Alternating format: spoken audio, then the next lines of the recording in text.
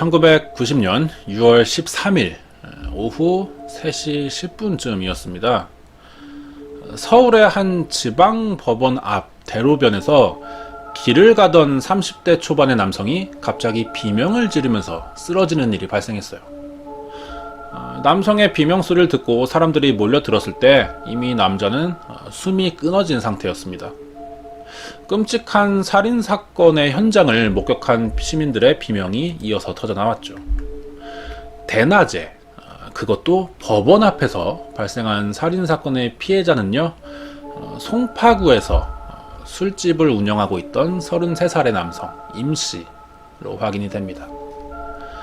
목격자들의 진술로는 건너편 길가에서 20대 정도로 추정이 되는 남성 3명이 임씨와 시비가 붙은 듯이 둘러싸고 있었으며, 이들 중 한 명이 길가 좌판에서 판매가 되고 있던 부엌칼 2개를 들어 임씨의 목을 찔렀다라고 합니다.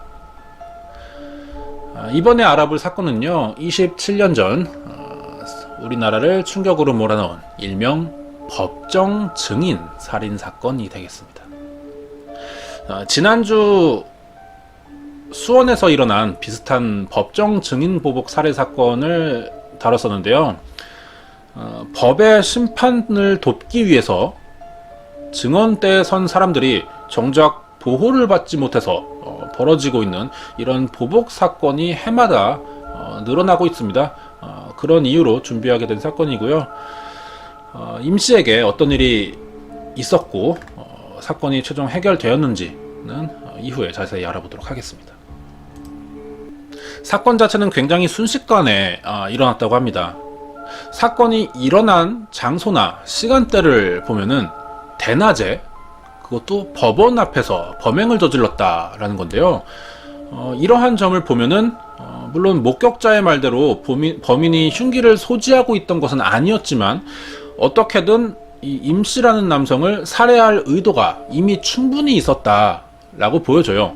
즉 계획적인 살인일 수도 있다라는 거죠. 이들이 임씨를 살해한 이유가 무엇일까요? 살해 동기라는 것을 알아내는 것은요, 범인과 이 피해자 간의 관계를 유추해 볼 수 있는 단서가 되죠. 살해 동기는 의외로 쉽게 풀리게 됩니다. 임씨는 사망하기 1시간 전인 낮 2시 30분쯤에 이 살인 현장 앞에 있는 법원에서 열린 재판에 검찰 쪽 증인으로 나와서 중요한 증언을 했다고 합니다. 조사 결과 임씨는 이날 재판에서 폭력 행위 사건으로 3개월 전에 구속이 된 23살 최 씨와 그 일행 3명에 대한 공판에서 고소인 겸 증인 자격으로 출석을 했던 거죠. 임씨의 증언은요, 다른 피해자와 함께 최 씨 일행이 술집에서 폭력을 휘두르고 탁자를 집어던지는 등의 기물파손이 있었고 금품까지 갈취했다라는 내용이었어요.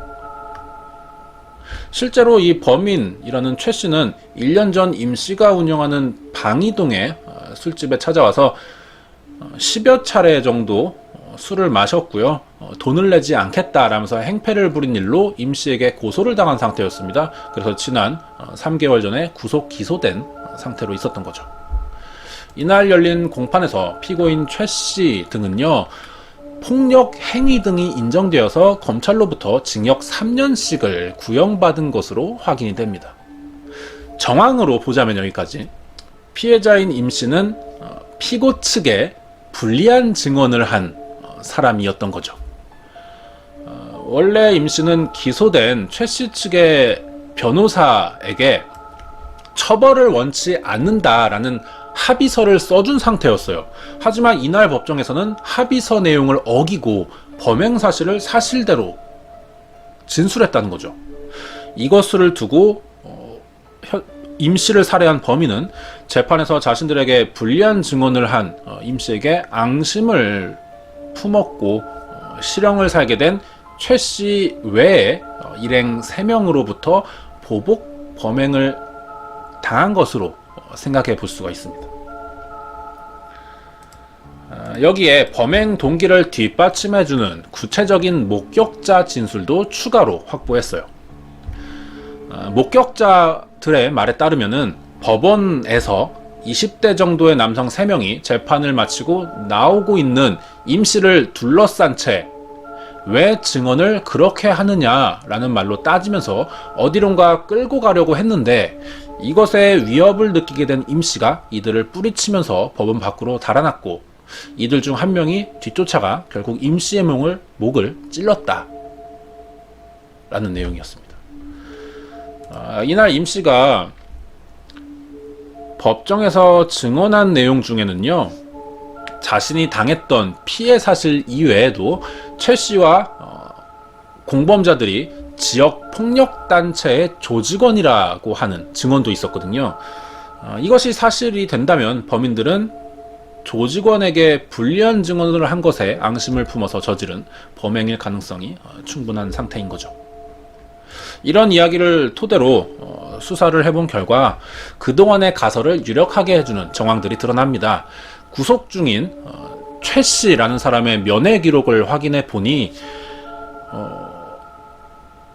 조직폭력단체의 행동대원이라는 증거를 찾아내게 된 거예요. 부하 조직원들이 많이 면회를 했던 거죠. 여기서 수사팀이 파악한 임씨 살인사건의 범인들로 보이는 같은 조직원 3명을 최종 유력 용의자로 추려내게 됩니다. 범인들이 수감된 행동대원의 지시에 의해서 범행을 저질렀을 가능성이 굉장히 높다고 판단한 경찰은요, 즉시 해당 조직원들의 연고지인 전라남도 광주에 형사를 보내서 추적에 들어갔습니다. 동시에 범인들이 소속된 폭력 조직이 경기도 포천에서 식품 사업을 경영하는 정황도 찾아냈고요. 회사 관계자와 주변 인물들의 신원을 확인하는 일에도 들어갔죠. 예상이 모두 들어맞았습니다. 사건 발생 이틀 후 범인들이 식품 사업 공장에 은신해 있다라는 제보가 입수된 거죠. 수사팀은 즉시 경기도 포천에 소재하고 있는 공장으로 출동을 했어요. 하지만 한 발 늦습니다. 공장에 숨어있던 범인들은 수사팀이 출동한 것을 눈치채고 검거 직전 공장 뒤에 있는 해룡산이라는 곳으로 달아나는 바람에 검거에 실패하게 되곤 합니다.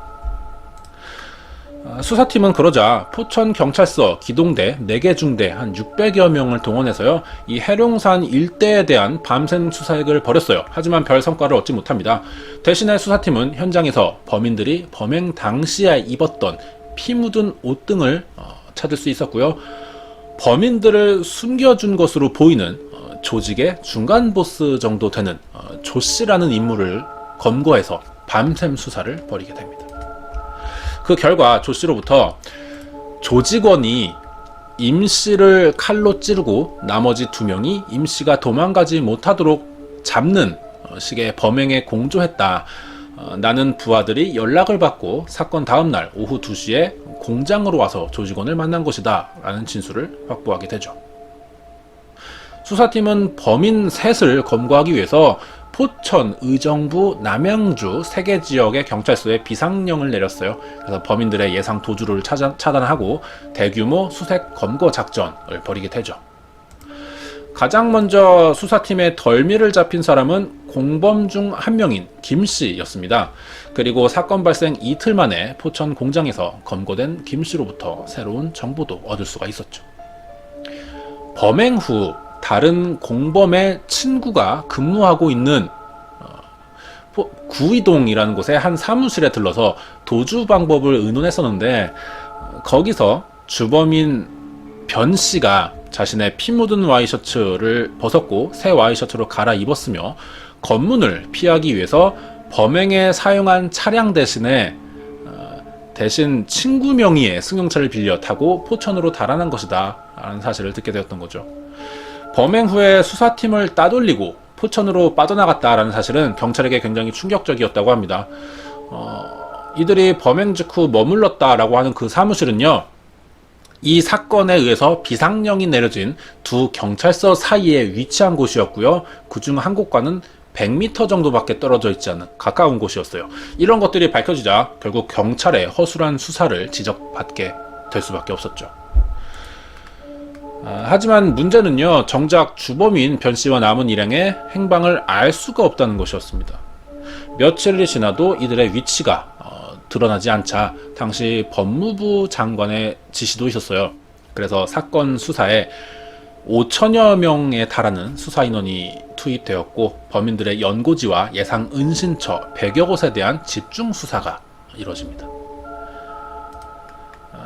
행적이 불분명했던 변씨의 동선이 드러나기 시작한 것은요, 사건이 발생한 지 일주일이 지난 6월 20일이었다고 합니다. 범인들이 도피 과정에서 도피 자금이 필요했을 거예요. 이 자금을 마련하기 위해서 몇몇 지인들과 연락을 주고받은 정황이 포착되었던 거죠. 주범인 변씨가 범행 직후인 6월 30일 동료 A라는 사람에게 도피 자금을 부탁한 사실이 드러났어요. 그리고 이틀 후인 15일에는 변씨가 또 다른 지인 B를 찾아가서 도피 자금을 구하려 했다는 사실도 추가로 드러납니다. 경찰이 B라고 하는 지인을 만나봤습니다. 경찰 진술에서 B는 변씨가 15일에 찾아와서 고향 후배인 C라는 사람으로부터 도피 자금 100만 원을 받아 밤 11시 영등포역 부근 우체국 앞으로 가져오라고 해서 C를 만나러 갔지만 일하는 회사를 찾지 못했다. 그래서 그냥 들어왔고 한우 수 없이 그냥 약속 장소에 돈 없이 나갔지만 변씨는 나타나지 않았다라는 진술을 합니다. 이 진술에 C를 조사하던 수사팀은 변씨가 15일 오전 2시 반경 C의 회사로 전화를 걸어서 100만 원을 가져오라고 시켰지만 정작 변씨가 약속 장소에는 나타나지 않았다라는 사실도 밝혀내게 됐어요. 계속해서 수사망을 조이던 수사팀은 변씨가 동료의 도움을 받아서 서울에서 도피 행각을 계속하고 있는 것으로 보고는 서울 시내 연고지를 대상으로 집중적인 검문 검색 및 탐문 수색을 진행합니다. 그러던 도중에 예상 밖의 일이 일어났어요. 수사망이 좁혀오고 있는 것을 직감한 주범 변씨가 도주를 포기하면서 사건 담당 검사에게 전화를 겁니다. 그래서 자수 의사를 밝히게 되었던 거죠.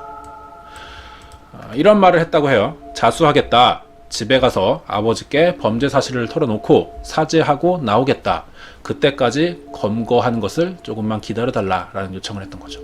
이에 검찰은요, 변씨의 집이 있는 전라도 장성에 형사를 대기시켜 놓고요, 집을 나오고 있는 변씨를 연행하게 됩니다. 사건 발생 12일 만에 검거할 수 있었어요. 변씨는 조사 과정에서 재판에서 증언한 임씨가 합의를 해주고도 법정에서 동료인 최씨에게 불리한 증언을 하는 것에 화가 났대요. 그래서 우발적으로 살해했다라는 진술을 합니다. 하지만 수사팀이 배후 조직으로 생각하고 있던 폭력 조직에 대해서는 아는 바가 없고 이 사건과는 무관하다라는 증언도 했어요. 그렇다면 이 변씨는 11일간 어디에 어떻게 숨어 있던 걸까요? 수사팀이 가장 궁금한 것은 변씨의 도주 경로 및 은신 행각이었습니다. 변씨는 그간 정읍 내장산 등산로에서 텐트를 치면서 지내왔었다라고 말을 했어요. 범행 다음 날이 되는 14일에 수사팀이 포천의 공장을 찾아오자 동료의 승용차로 의정부 전철역까지 빠져나온 뒤에 전철을 이용했고 서울로 잠입을 해서 영등포역에 도착을 한 후 지인들을 만나 도피자금 60여만 원 정도를 받아 송파구의 심야이발소에서 밤을 보냈고 16일 새벽에는 남대문 시장에서 텐트를 샀습니다. 그렇게 등산 장비를 구입해 놓고는 고속버스를 타고 정읍으로 내려가서 생필품 등을 구입했죠. 그리고 내장산에 올라가 9일 동안 텐트를 치고 도피 생활을 해왔던 겁니다. 하지만 계속되는 비가 왔었대요, 이때. 그리고 좁혀드는 수사망에 부담을 느끼게 된 나머지 24일 산에서 내려와서 택시를 타고 장성에 있는 친척집에 머물다가 고향집에 도착을 하게 됐는데 더 이상 도망을 다녀봐야 헛수고인 것 같다. 마지막으로 아버지와 가족들을 만나본 뒤 자수하기로 결심을 했다라고 최종 진술을 마쳤습니다. 장성경찰서에서 도피에 대한 1차 조사를 받은 뒤에 다음날 바로 새벽에 서울로 압송이 되었고요.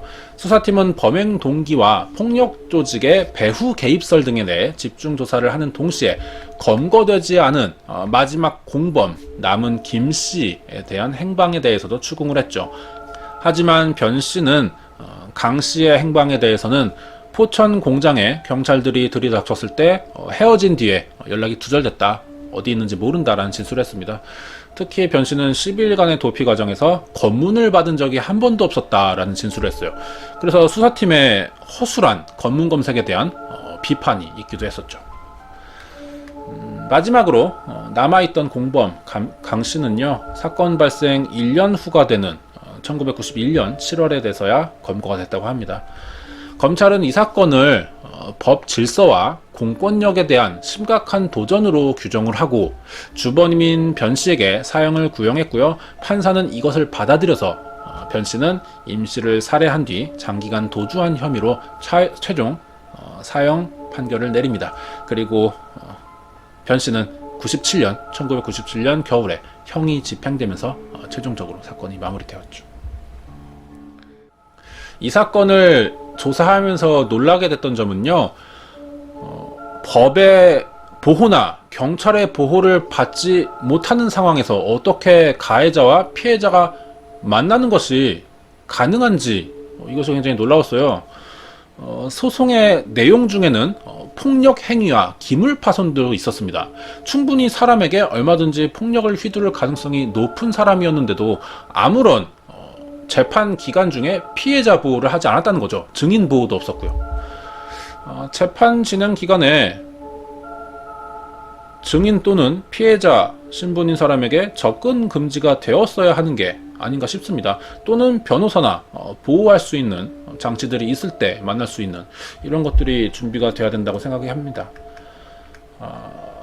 범죄 혐의가 있는 사람에게 자신을 변호할 수 있는 기회를 주는 것은 민주주의 사회에선 당연한 겁니다. 인정을 해야 하는 행위예요. 하지만 사건에 대한 피해자들의 이러한 이야기들을 들어보면요, 너무 법의 원칙들이 가해자 중심적으로 만들어져 있지 않나 하는 생각들이 드는 사건이었습니다. 이 사건은 1990년 6월 13일 서울에서 일어났던 증인 보복 살해 사건이었습니다.